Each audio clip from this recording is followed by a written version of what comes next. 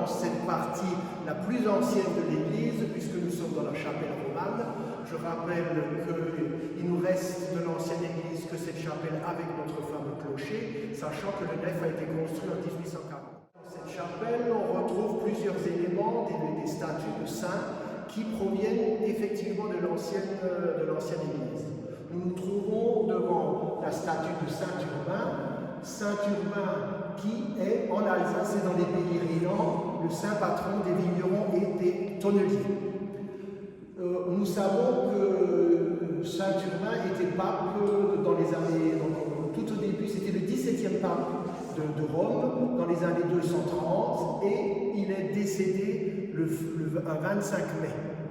Or, le 25 mai correspond également à la célébration de la fameuse Sainte Sophie, qui est la dernière sainte par rapport aux saintes classes. Si le 25 mai a été choisi pour célébrer ce Saint Urbain, c'est donc lieu par rapport à son date de décès, et surtout nous savons qu'il était donc au départ un vigneron, et c'est pour ça qu'il a été choisi comme saint patron du vignoble.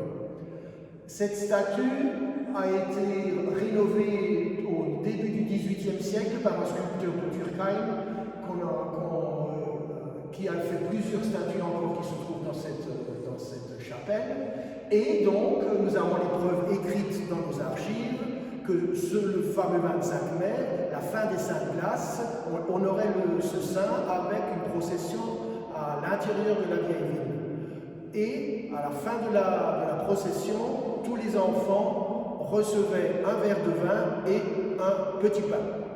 Naturellement, nous avons d'autres traces dans nos archives, au début, donc plutôt au milieu du XVIIIe siècle, où il y a eu des abus, et à un moment donné, le magistrat a dit stop, nous ne faisons plus de distribution de vin et de petits pains. Par contre, la procession est maintenue, mais à l'extérieur de Turckheim. On raconte également, puisque, comme dit, le 25 mai est le dernier jour des Saintes Classes, on raconte également que si l'année était favorable, puisqu'il n'y a pas eu de gel, s'il n'y a pas eu de gel, on honorait fortement ce saint, mais également on pense qu'il a plusieurs fois été jeté dans la fontaine par vengeance, puisqu'il y avait moins de récoltes prévues d'ici l'automne.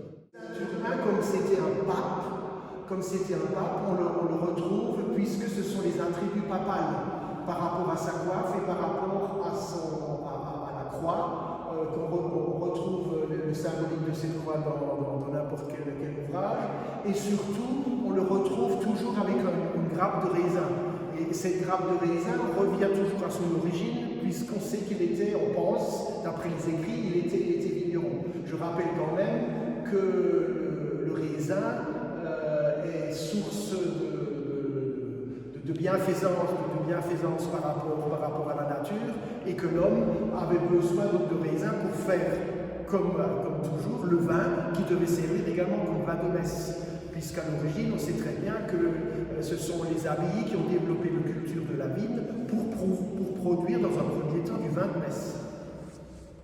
Ce Saint Urbain, cette statue a été rénovée dans les années 2000 par l'intermédiaire du conseil de fabrique de l'église avec le soutien des viticulteurs.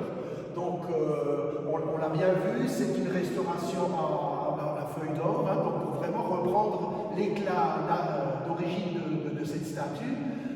Cette statue aujourd'hui, mise à part donc, par rapport aux écrits, nous savons qu'il y avait donc une procession le 25 mai, mais aujourd'hui, si vous venez à Turckheim, lorsque vous venez à Turckheim durant les fêtes de Noël, devant le calendrier de l'Avent, aux alentours du 19 décembre, puisqu'aujourd'hui dans le calendrier grégorien, Saint Urbain est fêté le 19 décembre, les vignerons de Turckheim ressortent la statue et font des explications, de l'origine de cette statue.